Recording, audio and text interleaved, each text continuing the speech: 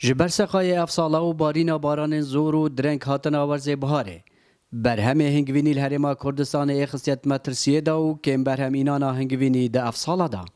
جبو ویکی کمالا هنگوانین دهوکه چندین خول بو خدانین میشن هنگوینی وکرینه دا کو دم مایی بزانن ده چاوان سردریت گل میشن هنگوینی و زیده کرنا برهمی کن. توش سه میشه یکی.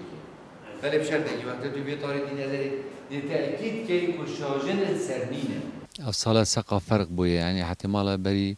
5 ساله 40 ساله افسالا چی بوی من ندیدیم. جبرنده میش آلوز بو. شو وقتی وی بوری یعنی سرمایه دست بگیرو تأثیر هر مازن او بو وقتی کلیل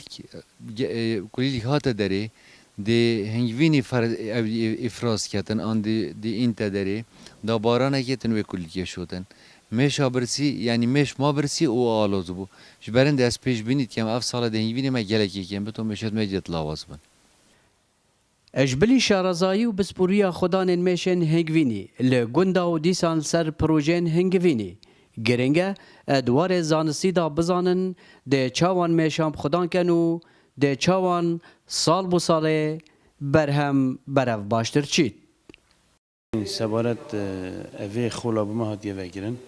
بشوه که زانستی ماموستای همیتش بما روانه گرن برینو که مگر جانی میشه خدان گیرین سر سیستمه که خلط سیستمه که یعنی کیفن یه استفادهش سر نتاده گرن ویگاوی وی خوله یعنی هم علمتین مثلا دی چا جیک جدا گین دی چا هنگوینی پتر برهمینین دی چا زیده گین میشا بخو یعنی به همین ناحیه و ما استفاده که گله که باشه جوی خوله گیری من تنظیم و میشه خودت آلا دای نه در چتش مثلا میشه و افساله بر مسئله سقای و بارانا میش گلک ضعیفه بهار زو بو درنگ کلیک زو پیدا نبو هنگوین حتی و گاوه نینه جایی بیا خوده هکر کلیک که مثلا گیرو بو زو نبهی هنگوین ده بهبیت نکنه چه نابیت لهرما کردستان ده سال 2018 دا 905 طن هنگوینی برهم اینان و الپارزگاه دهوکه 8 طن هنگوینی سالانه برهم تینید. سلام بالایی دنگ امریکا دهک